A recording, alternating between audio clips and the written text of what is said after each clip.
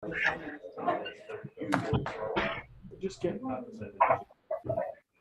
get some. We joined last year. We didn't really get much time in. I'm trying to. Well, so Tim and Chris should do some very good friends. And Tim, so they're new members also. They just came in the spring. And Perfect. so they went out, Gregerson. So Well,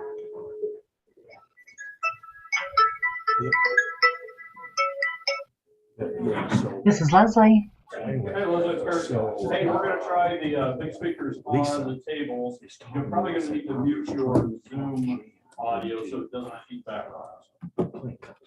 Okay, I just muted it. Is that better? Yeah, I don't hear an echo now, so. And then I'll have Lori talk, let's see how well. hi Leslie, how are you tonight? Can you hear me okay? I can. Good. The Hi, Leslie. speaker is like right in front of me tonight. We moved one of the big console phone devices over in front, Lori, so hopefully that'll work a little bit better. Okay. Perfect. Before we get started, and I don't want to interrupt Dom, but Dom Selgrade is joining us as well tonight, and Ben is here. So we've got a few people in the audience that you might recognize. Hey, Jeff. Oh, wonderful. We'll get started in just a minute or two. Okay.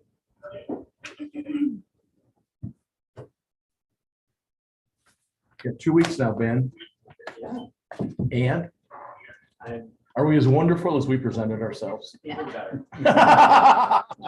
He still has a smile on his face. That's good. He had a smile on his face the whole while during the interview. And Okay, we'll go ahead and get started. Welcome to our June 13th IMU Board of Trustees of the Electric, Water, and Communication Utilities. I do hear a little bit of an echo. Yep. Are we good? Okay. Leslie, you might have to turn your speakers down too. You know what I think I'm gonna do? I think I'm going to unmute Zoom and mute my phone. Okay, give that a go. Let's try that, sure. Okay. Jackie, will you take it? Nope.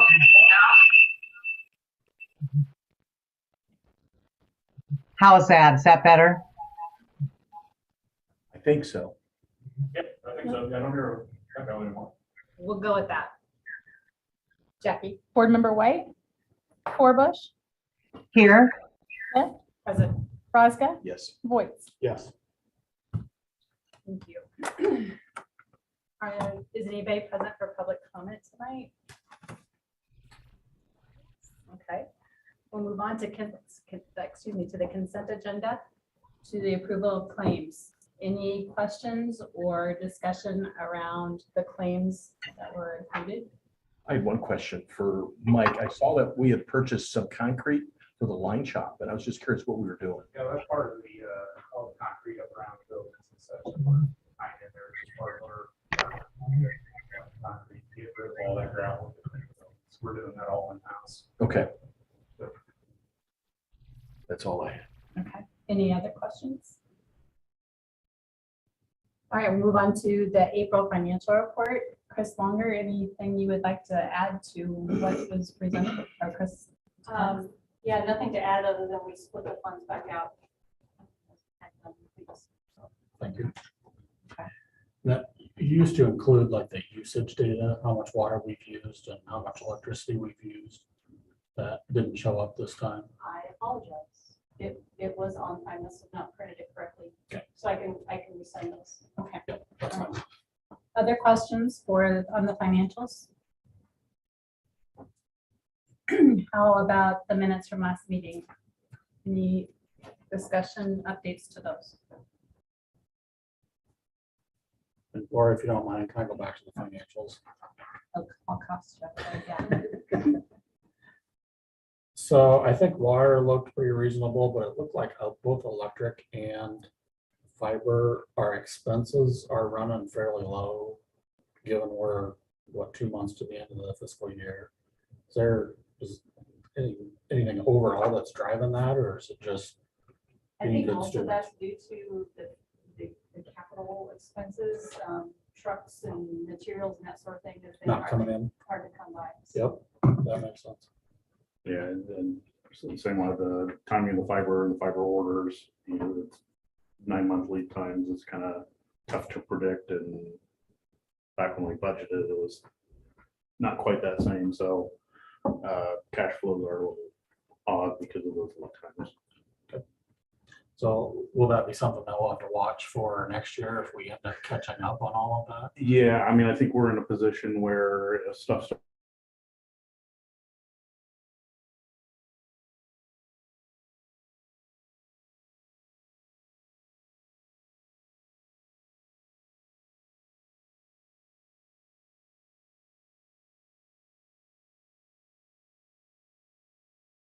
saying we didn't get to it this year, let's add it into the next year. We haven't traditionally done that, but I think it's going to be more needed next year. Is accounting wise, is that how we've handled it, is push the dollars into the next budget? If we haven't spent them, and we know we have those expenses to come. We haven't, in limited cases, we don't tend to move the expenses. It tends to be, all right, we didn't get it this year, budget for next year. You know, Kind of a kind unique situation though with the delays. I didn't know how that would be. Yeah, and with the delays and not knowing when and everything else, I think we're gonna have to do more of those moving budget amounts around, just stuff that It's we hope to get. explainable at least. Yeah. Okay. Anything else out of that? Any other questions or comments on the minutes from last meeting? I'd entertain a motion to approve. Second. All in favor? Aye. Aye. Opposed? Consent agenda approved.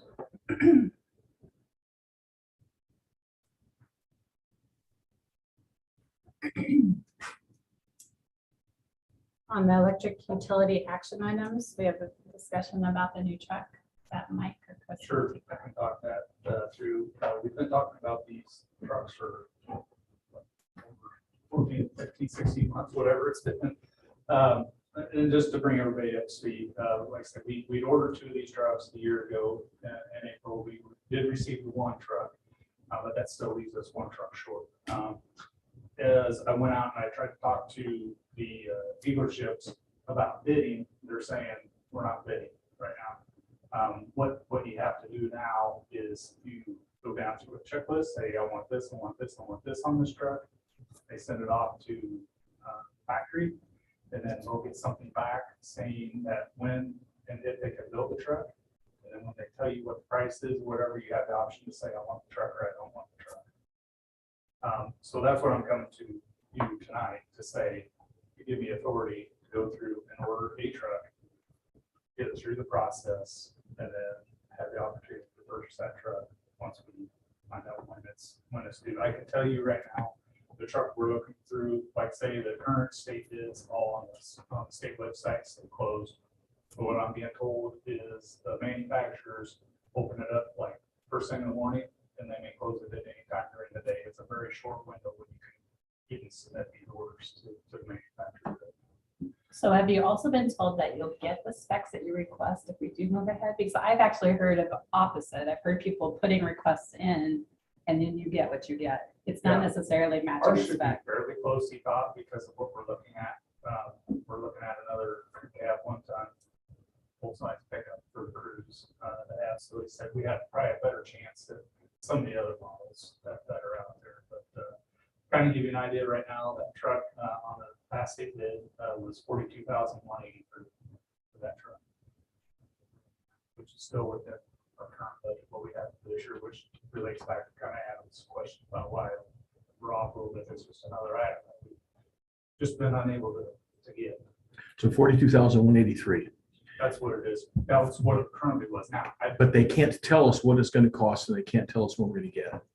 correct right now. Okay, now I understood that you were also going to look at possibly refurbing, rehabbing. Is that something That's on a line truck. that's on a line? Okay, Yep. different truck. I'm sorry. No, that's fine. And And there's no, sorry, go ahead. There's nothing available on the street anywhere that is reasonably close to our specs. Not that we're finding anywhere. I mean, they're hitting a lot and they're getting we sold the one that, had some issues, as far as we could hear like an exhaust active or whatever. That truck just sold at auction for $13,000. And those used cars are going as a That's premium used. too. Hey, Leslie? Leslie, can you hear us? Yes, I got kicked off Zoom, so I'm going in and out with my mute on the phone. Okay. All right. Yeah, Well, I'm just wondering, as a, lack of a better word, a car guy, car gal, I mean, I'm wondering if that's something that, are there things that dealers can go out and look for things that might be helpful to us? yes. I don't know, Mike, if you are working with a particular salesperson. Yeah, I mean, I'm dealing with all the commercial sales reps that we deal with to get us the state bids on, to get the state pricing on those trucks. And, I can only speak for Southtown. But have you spoken with Bo Nielsen at No, Southtown? no, we deal with Harry, who's our commercial salesperson. That's who we've been dealing with. Harry at Southtown. Harry's, well, so Stu Hanson's, which is owned by Southtown. Gotcha. So, Okay. Different shop. Yeah, and what, I guess I feel like, I think they'll try to find it. Just in my experience lately, the car business has changed so much, but we're having difficulty even with an individual coming in and wanting a specific vehicle. They have to go through the same thing. And it's not, the final invoice is, I even get sticker shock. Let me put it that way. And it takes a while. We've had people waiting since 2020. Well, I don't know, we have a lot of choice, Mike. I mean, the alternative is, Now, you can ask Harry, and I don't know if Harry would do it or if he'd give it to someone else. You can ask Harry to do a countrywide search. yeah, and the ones when I did talk to him about this, the searches, I mean, they're just not there because when they are, Yeah. they're It's going. not there. Well, and that's the problem. And I mean, that's why we have to do it this way, is because the cars just aren't there. They didn't get built the last couple of years. And so the cars that are getting built are the ones that people have actually put in an order, a down payment. And I mean, it's not a great, and it isn't getting better. They don't think it'll get any better until sometime in late 2023. Okay. And these are for the big, I'm talking on an individual basis, when an individual person walks in and wants, like a farmer who needs a big Ram pickup. So some specialty Yeah, they're kind of just- needs. Right, and we definitely would fall into that specialty need. Yeah. And what we're finding is a lot of people aren't getting rid of their vehicles because of this.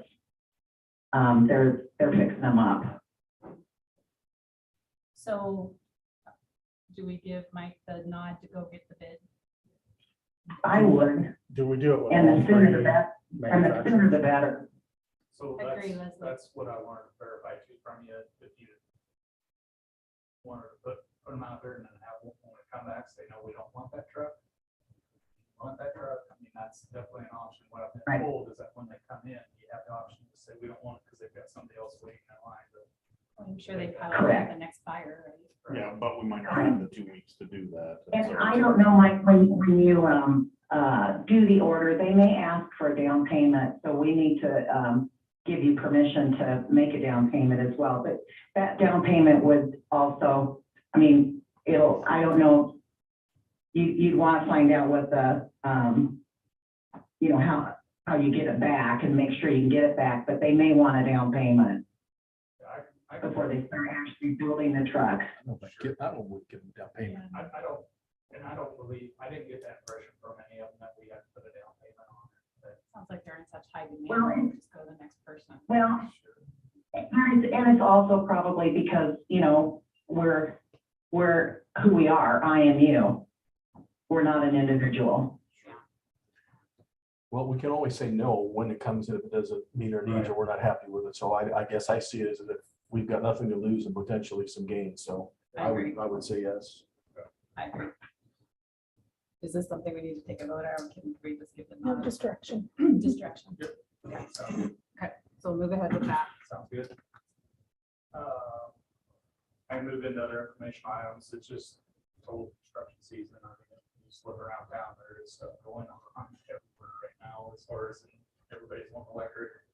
And I know I bring it up, but I'll bring it up again. We just ordered 10 more transformers today, and they're almost a year and a half out now. Just our lead times are just crazy. So we're going to continue to order as we can to try to stay ahead of this curve. How are we with inventory? Are we? I mean, sitting a little- I'm talking with developers now that let's start at this end of the development. Let's build these houses. We'll have this transformer, we'll move our way through the development, make sure we have some transformers coming in next month and August, a few, but there's just some stuff that's popped up that wasn't even on any of our radars that's being built that we're trying to hopefully have inventory of it, so they don't have to wait. We're doing what we can to try to stay ahead of it. Yeah, other than that, we're just in the summer vacations and things like that. Chris, do you want to take the discussion of the MISO and the NERC? Yeah, Mike, when you kind of get to a point, feel free to hop in here, but, so I think, if anybody's been paying attention to the news, there's been a lot of, negative information or a lot of uncertainty about, what the summertime peak loads hold for, the MISO region, and MISO is Mid-Continent Independent System Operators Group. That's the electric transmission authority that we're part of. That's 14 states, including Iowa. They specifically here in the Midwest have had 3.5% of their loads been retired. People are moving away from coal-based fuels and want to add on to the renewables. The retirements have outpaced the additional production. And so in a year that they're expecting to be 1.7 degrees warmer, we have 3.5% less potential production. And I think for number purposes, MISO is expecting the regional demand to be 124 gigawatts, and there are 119 gigawatts available.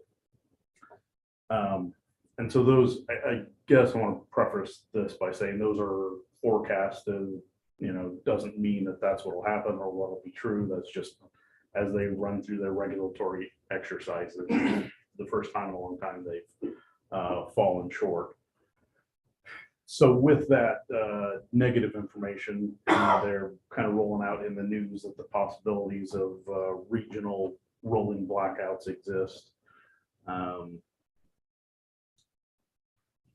I think a lot of this is in response to what had happened in Texas. They want the system operators to be a little more prepared and not let whole systems collapse.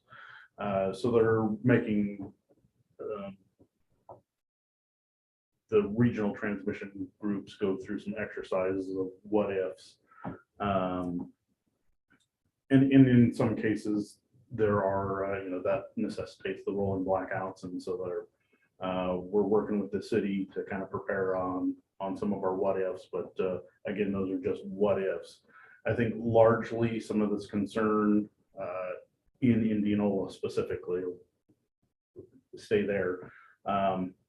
We probably have less risk of that than average. We have 2 generation towers. I think if there are generation turbines, if there gets to be a bad situation where the grid demands exceeding capacity, we have resources to offer up.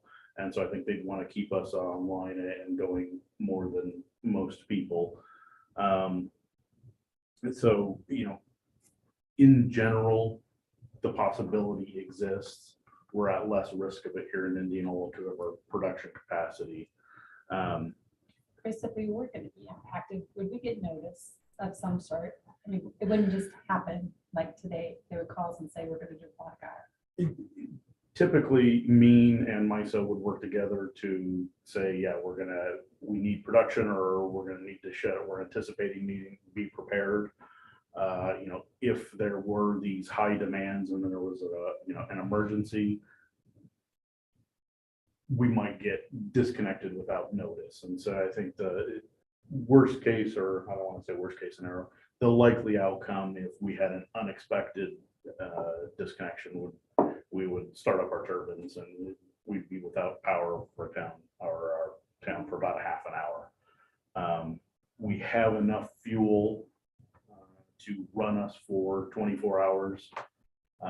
If we got notice or if we got emergency disconnected, our first and foremost, we'd start operating, but probably, I guess, from a board group, just as a forewarning, if something like that did happen. The first minute that they notified us that this might be long-term, we're likely gonna have to schedule an emergency trustee meeting. And that's, we've got $70,000 worth of fuel in the budget, but that doesn't last very long going through 4,400 gallons. So in layman's terms, would that mean that we're going off this grid, we have our blackout, but we still have the backup turbine that we could use in the city? Yeah, Or whatever period of time we have it available. at least in the short term, we have the turbines available. They're expensive to operate and Right. and Not fuel what we want. concerns. Yeah, it's not our first choice because of the expense. And that's why we would probably, anticipate having that emergency trustee meeting, because there's a lot of scenarios, a lot of what ifs, that we, certainly Mike and I, we've worked with Mean and MISO and have kind of the game plan of a lot of what ifs, but there are hundreds of different scenarios. And if it's short term, we probably wouldn't do much, but if it's long term, we've got different considerations.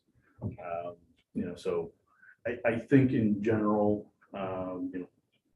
we'll put out the notice for conservation, and that's probably going to be, as MISO sees that demand exceeding, but I think our risks are far lower than, Mid-American Energy is not really worried about that. And from that, I think with our resources, I'm less worried than our average group of operators. So do we want to get some fuel? I know we discussed that a few meetings ago when we decided to kind of roll the dice a little bit. And so we look out and the futures right now still see the fuel prices coming down.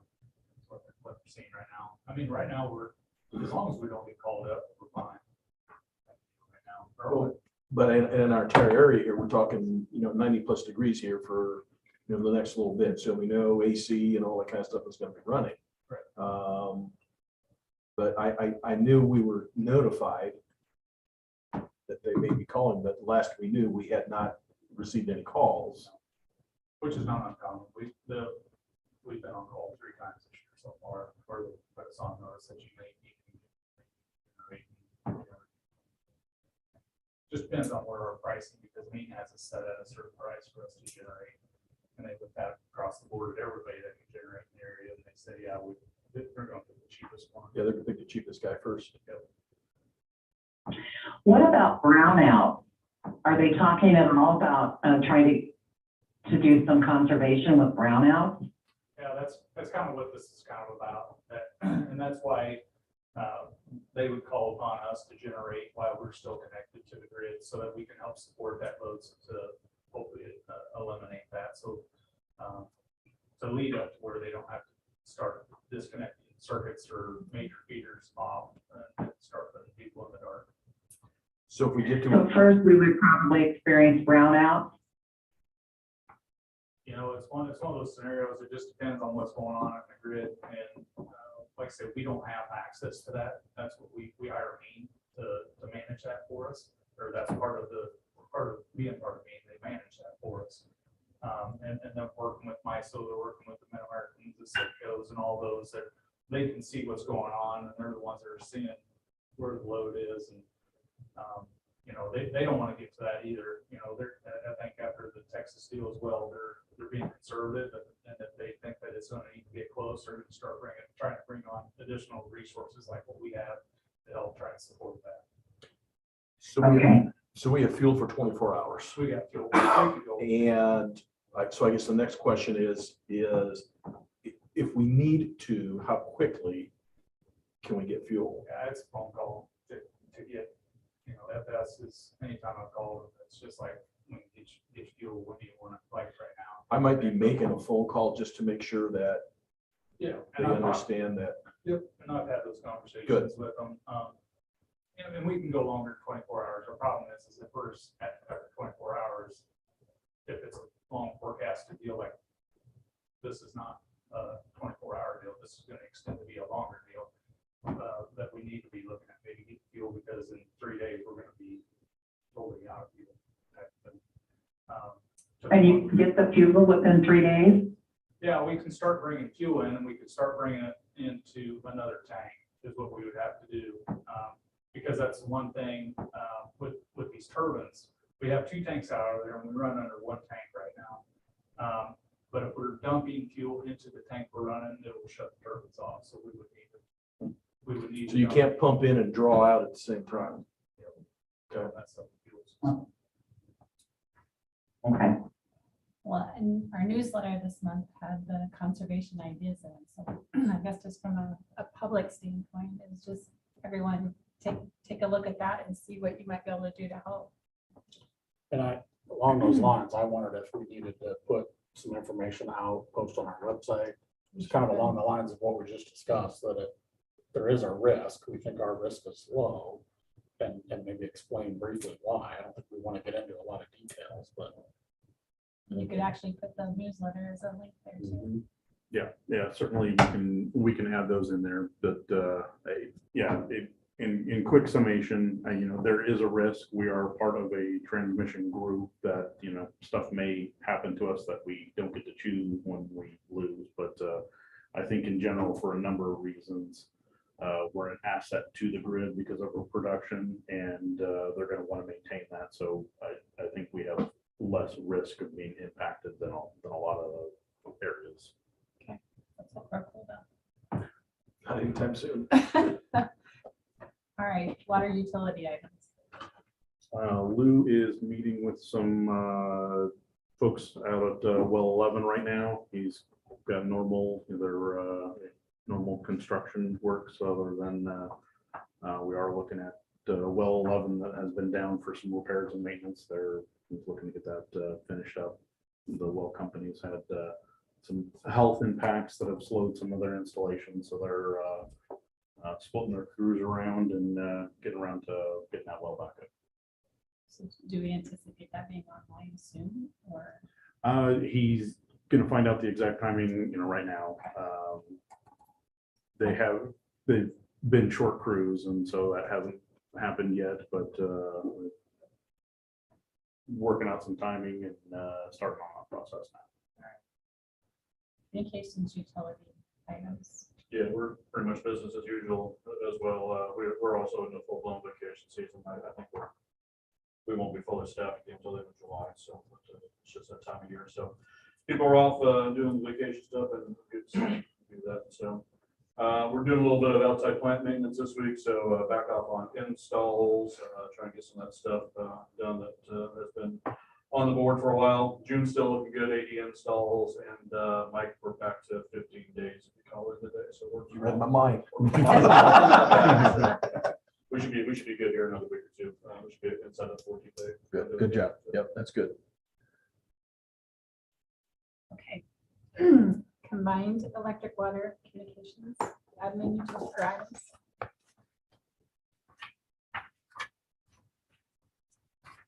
Should we start with the salary discussion? Okay. So this is just the annual resolution that we bring to the board. The union resolution is by contract. They are starting their 3rd year of a 5-year contract. And they have negotiated this percentage increase. And so that is negotiated, and you guys kind of have already approved that with the union contract. The non-union management resolution reflects the same percentage of increase, which is 3%. That is not negotiated. That is brought to the board for approval every year. So that's what is in the packet. Chris, on the table on page 28, one of the headings is longevity. What is that representing? So that also, it basically is tenure. So in the union contract, after 5 years, 10 years, 15 years, 20 years, they receive a longevity compensation. Gotcha. It's like $250. Okay, so like $50 every 5. So it's a $50 increment. Yes. Okay. So those on this list that have 0 have been less than 5 years. Correct. Do we care if we got a misspelling of an employee's name? Well, As I was going through it, I noticed one. okay, Monica Thompson. okay. It's THOMP. I'm sure it's SON, but it's SPN. Oh, looks like just a typo. Yeah, I think we just hit the wrong.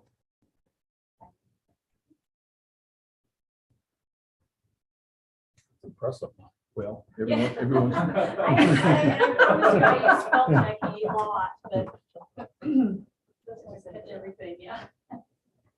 Okay, we're gonna break this into 2 resolutions. Is there any discussion for Chris other than spelling? In the benefits, has anything changed with that? No, we just, again, bring that every year for formal approval. I make a motion to approve. Well, actually, this- Oh, you gotta read the whole shebang. Hang on. Leslie, did you have a question? No, Okay. I'm fine with everything. Okay. The first is the resolution setting salaries and benefits for appointed officers and non-union employees of the Indianola Municipal Utilities for the period beginning June 19th, 2022. I so move. Second. All in favor? I need to do roll call. Roll call. Aye. Hold on, Leslie, I jumped. Board Member Second roll call. Forbush, Yes, Smith, Yes. Rosca, Yes. Voight. Yes. Okay, first motion is passed. The second is the resolution setting salaries for union employees of the IMU for the period beginning June 19th, 2022. Jackie, roll call. I need a motion Oh, any discussion? and a motion. I so move. Then I'll second.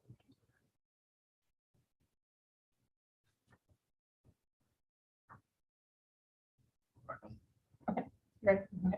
Board Member Forbush, yes, Smith, Yes. Rosca, Yes. Voight. Yes. Perfect. Salary work is approved.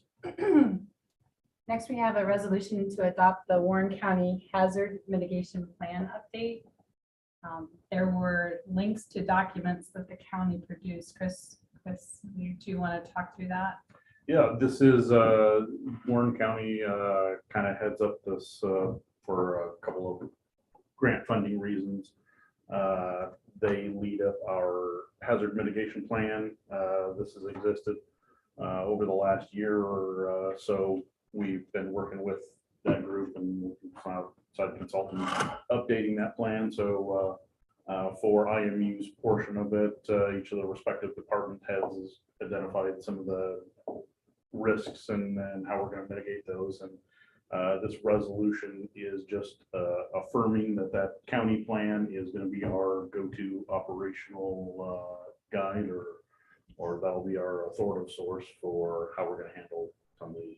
Do we ever do any sort of test? I mean, I worked at principal, obviously, but we used to take just I think we'd have a situation and you kind of walk through it. Obviously, you wouldn't execute all of it, but you at least have the conversation about, this is this type of hazard. Here's who needs to sit down and have the conversation. Here's what we would be doing from an outside source. Is there any practice? Yeah, we do table talk exercises. It feels like it was about 6 months ago. We had our last one. Fire department and county Troy were all there, and we worked through a particular exercise. It happened to be an electrical outage, just a coincidence. And yeah, we'll kind of work through how and when, and they add to the scenarios and go off, and we, talk through who and where and how we communicate and everyone's responsibilities, and at what point we, move on to the next step items like those. So, Good. yeah, it's part of a tabletop exercise we do on a periodic basis. I don't know if everybody had a chance to look through it. It seemed pretty thorough.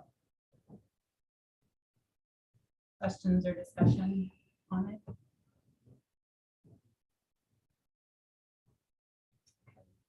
So this is a resolution to adopt the plan. I would move. Second. Jackie, would you take roll call, please? Board Member Forbush, Yes, Smith, Yes. Raska, Yes. Voight. Yes.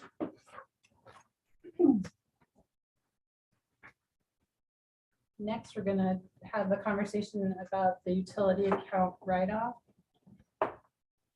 Alicia's gonna walk us through that.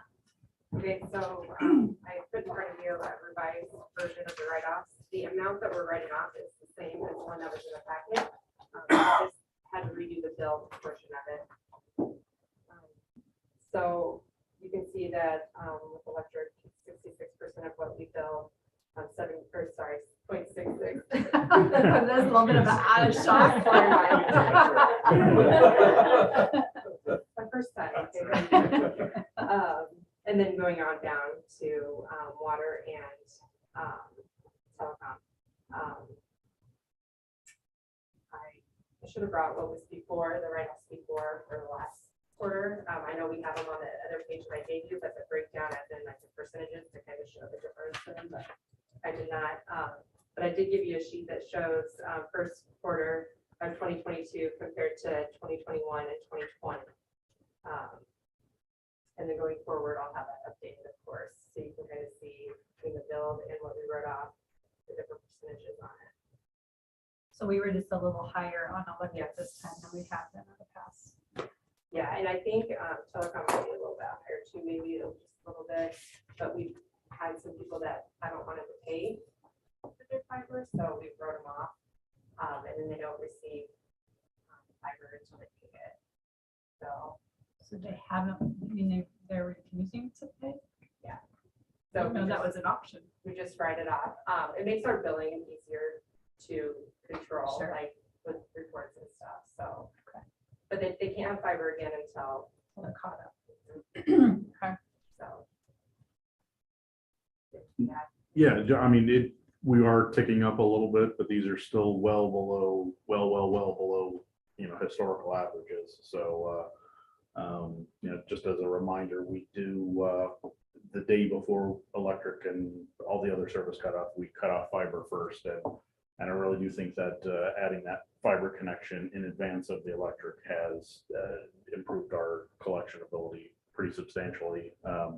We are, again, coming out, there was a lot of grant money available to pay utilities coming out of COVID relief funds. And so those were kind of expectedly low or surprisingly low. This is a return to normal, but it's still very good compared to historic norms. So by choosing fiber first to start with, we don't shut off kind of their necessary utility, right? Unless we have to. Yep, so we always start with fiber, and usually we'll have so many of electric, and then by the time we get to the fiber shutoffs, we're way down on electric then the next day. Okay. Because it'll go door hangs and then fiber and then electric. So people know that if they don't pay their electric, they're not gonna have their fiber the next day anyways. Right. So, I mean, that helps a lot with having the fiber first. Okay. Good stuff. And it saves our customers money, if they're given that one final last reminder, there's a $30 disconnection fee when we actually are going out to pull the meters. When they're resolving that prior to being disconnected, it does save them that disconnection fee money. So, I think we're making the best of a unpleasant situation. Any other discussion or questions?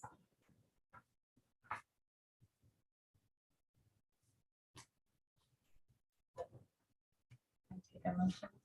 So move. Second. All in favor of approving the write-off? Aye. Aye. And approved. Other combined electric, water utility, or water and communications items? Leslie, I did not, I don't believe I sent you a handout for these CSR's call logs. We have been, which I will get that to you through an email tomorrow. But we have been logging our calls on the spreadsheet in front of you. Broken down into different categories. So what we've been trying to do is to see like where our calls are coming in, when they're coming in and what they're for. And I just did a month, like the last couple of months to kind of compare for you guys. Because I had done this back in July and then we kind of, weren't doing anything with it. So we kind of slowed down on it and then we started back up this year. So come next month, couple months, we should be able to compare to last year in July. So that would be nice to see how we're doing on phone calls and what they are when we come in. So maybe I'll just interrupt. Alicia and I had a conversation about the customer service function and just having us have a better understanding of the work that they're doing, the types of calls they're getting, how often they're getting the calls. And so this is kind of a result of a conversation with she and Chris. So to give you a heads up of why we're having a conversation today. Well, until we have the new phone system, we didn't even have the ability to do any of this, did we? So, yeah, no, this is the first time I've seen this. I think it's great. cool information. Yeah, it's nice to see, what they're calling about. So what have we learned from this then, as we've gone through it? Well, what we have learned is that people call in mainly for payments. I mean, which is good. It used to be, honestly, before we started having this phone system and everything, I felt like it was more about like distressed accounts, like why is my bill this, or how come I got charged this? And now I feel like it's really more just a calling in about, yeah, there's a billing question, but they're not irate about it or anything like that. Or it's more payments. So it would have been nice to have it, a while back, but I think that people are understanding more the billing. And the girls are doing a really nice job at, are getting everything handled. And So it does sound like, well, so I came on in January of 21. I think that was last year. The billing system was a year in June last June, right? And that was kind of a noisy spot. It feels like that has smoothed out and now these numbers really show that. yeah, that's why I'd be interested to see what the July and August, compared to last year, once we get those 2 months over with, to see if there's a comparison of, the phone calls there. And one of the things that Alicia and I talked about last week was this, by having this baseline, if something spikes, we should also be able to kind of pinpoint when did it start happening? How do we start to think about it? Is it something that we recognize or is it something that we know we need to dig into? So just having some of that data could be a good thing for us. So how often? And taking it another step ahead too, is there any ability to send, I hate to say survey because I hate surveys, but something that they can react as to, did we resolve the problem? Oh, the customer survey. Kind of, yeah. I know anymore when I actually speak with somebody, which is difficult these days to find, that's one of the reasons we wanted to do the call center, was because people can actually get hold of a person. But it seems like when I do, then I usually get a text message or an email asking me, asking me to rate my satisfaction on a couple of points. That's true. I think that's common for a lot of call centers or the type of help desk functions. It might be something we could take a look at to see if the software allows it. I don't know if it would have that. Yeah, I capability. certainly don't know off the cuff, what capabilities are there or not, but we can investigate that, and see if anything like that's an option. How were these coded From into? the customer's perspective, I know if there's somebody out there that we felt that we handled it correctly, it gives them another opportunity to communicate with us. And being in customer service, I realize a lot of people, I would rather have somebody talk to us, make some kind of a response than go out and tell all their neighbors. Good point, Leslie. So how are these tracked then? The CSRs are on the phone call and Yep, end so of the we have day? yeah, they each have a spreadsheet for the week, and they just mark them where they go. Oh, so just a manual process. And then I go through and. Okay. Yeah. Just noticing that the top one there, the taking payment Mhm. is one of our highest numbers. I know credit card, you probably can't do much about that, but is there any way to help customers so that they don't have to call in to make a payment? Yeah, I mean, they can, we do offer automatic payments. They can do it online, or they can do it, they can set it up that way, or they can set it up through us. It is becoming more common. I feel like when people sign up, they do ask for that option. And we do try to push it a little bit more. And that's what I was wondering, if we're, the CSRs are Yep. not pushing, I'm not sure I'd use that Yeah. term, but They're offering urging it. or, Yeah. offering, yeah, Yep, and I think some people are just comfortable calling in, sure. and then we just send them an email with their receipt. This is good data. So how often do we think we need to see this? We talked about maybe every 6 months annually. I don't know what you guys think about that. We're recorded. To start with, I think that we were just talking about getting a baseline. So Yeah, I it's do. really however we think would make sense. No, this is good information. This is what some of what we paid, for that type of a system for. So that's cool. Great. Well, I agree with quarterly, because if we're trending in any particular way down, we can take care of it more quickly Yep, that's and true. identify it more quickly. And then to Leslie's point, I guess I'd like to see us try to do something to see about having some kind of a customer follow-up to make sure was your need taken care of? And were you happy with how we provided and, It can even be a pre-written email that goes out to anyone who calls.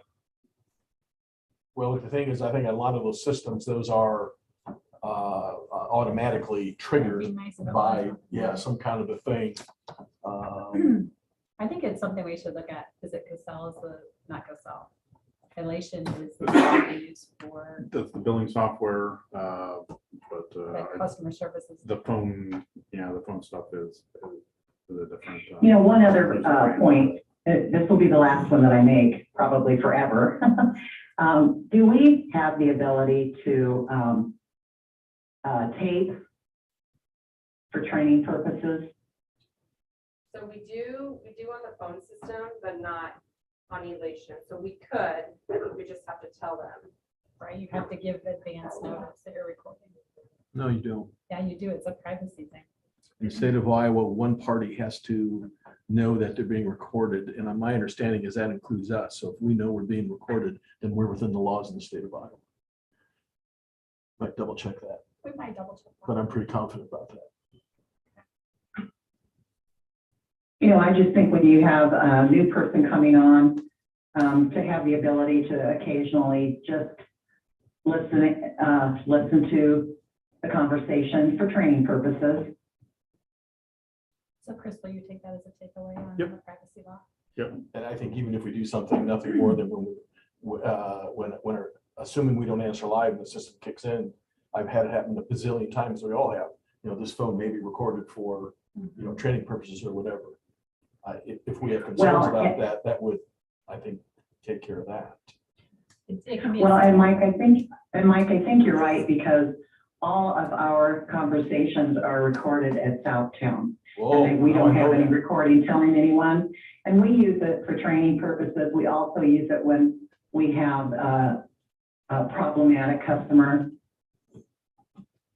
Sometimes we'll go in and say, okay, this person is saying this, and we want to see if that really happened during this conversation. And the managers are the only ones who have access to listen. Okay. All right, well, Chris is gonna take that as a takeaway and see what the rulings are for that. Yeah, I know our system's capable of that, implementation and various laws. We'll take a look at that, Okay. what that takes and, any follow-ups or the. But I know that we do record, anytime anybody's on the phone, at Southtown, it is being recorded. We don't listen to all of them, but we do occasionally use it for training purposes, or if we get a complaint about either a complaint from our associates about a customer behavior on the phone or vice versa. And it's come in pretty handy. Okay, that sounds good. Thanks, Leslie.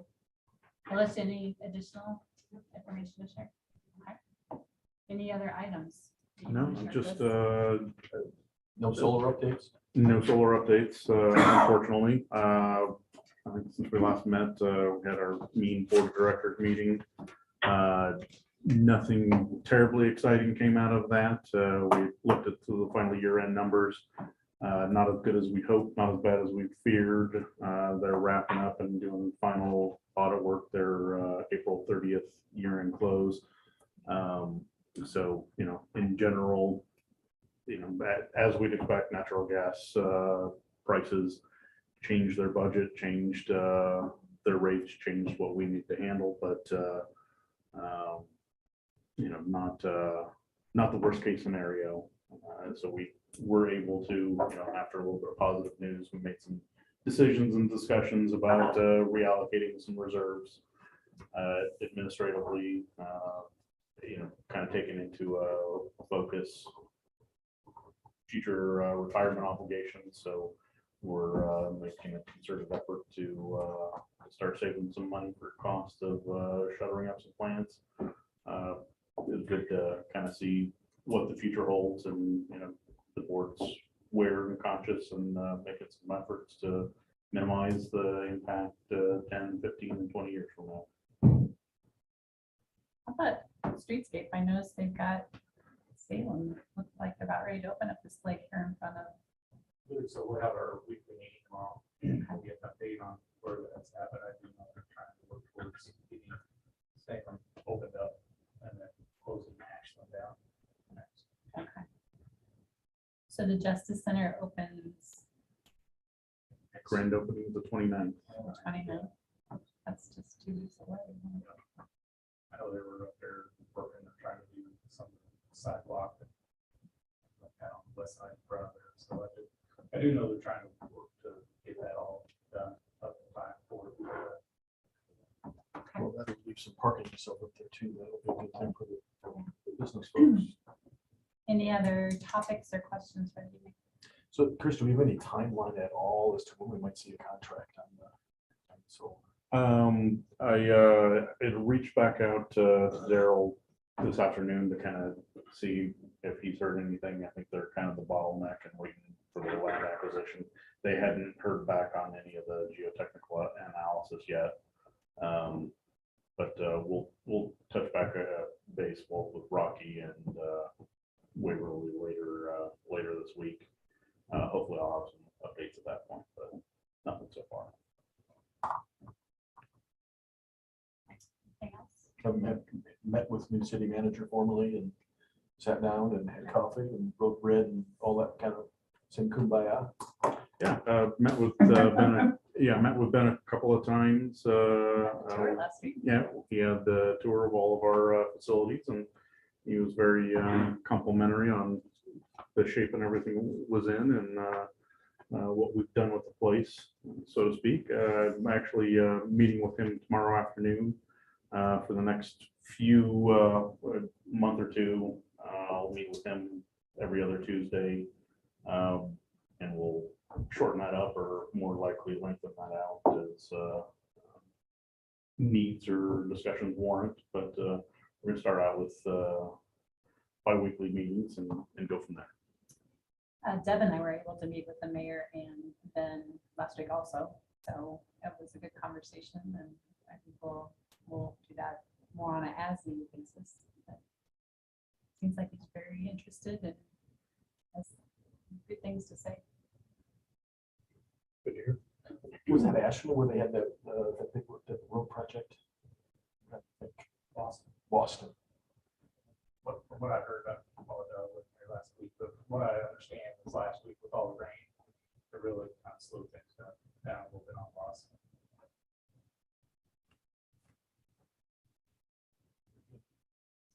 Okay, if there's nothing else, I get a motion to adjourn. So moved. Second. All in favor to adjourn? Aye. Opposed? Meeting adjourned. Thanks, everybody. Bye. Bye-bye, Leslie.